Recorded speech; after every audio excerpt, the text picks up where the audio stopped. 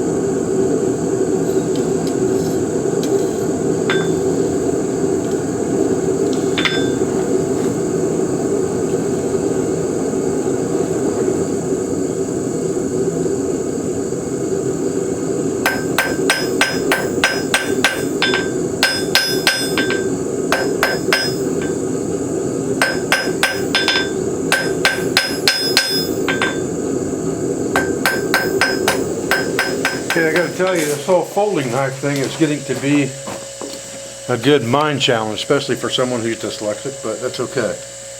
So I ground this down a little bit to where I think it needs to be now. And I believe that I can pin this here, fold this handle back this direction. The blade will go underneath the handle when it's folded, and the handle will actually come up and hold it here as a locking device to hold it open, I think. I'll probably have to cut my handle off just a little bit. It's probably a little bit too long for that, but I think that's where I'm going to go with it. So I'm going to have to pin it here first of all, figure that part of it out, and then go from there.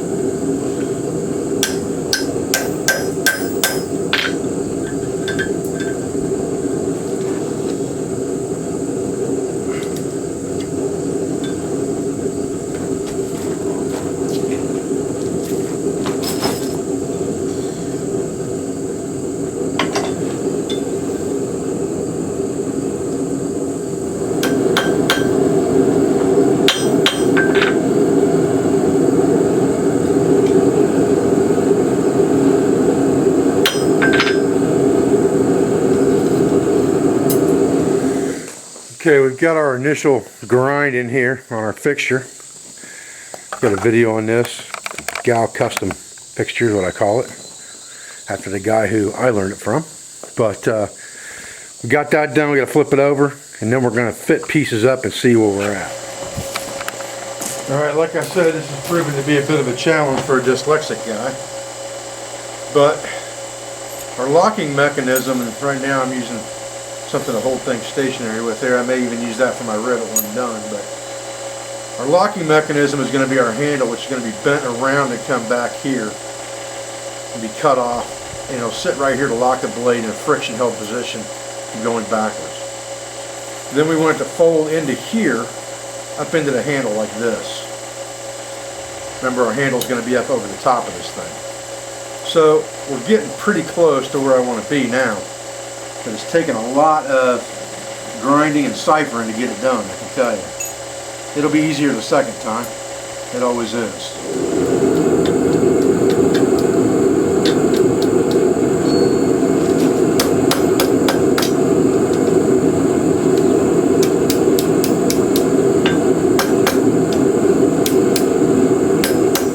Now, we know we want this blade to line up right here, which means we're going to have to cut this thing about right here. And I'm not going to take a chance on cutting this with anything but an angle grinder, because it'll be much quicker and more accurate that way. Alright, so this is the basic fit up that we're looking for. We've got some adjustments to make still yet.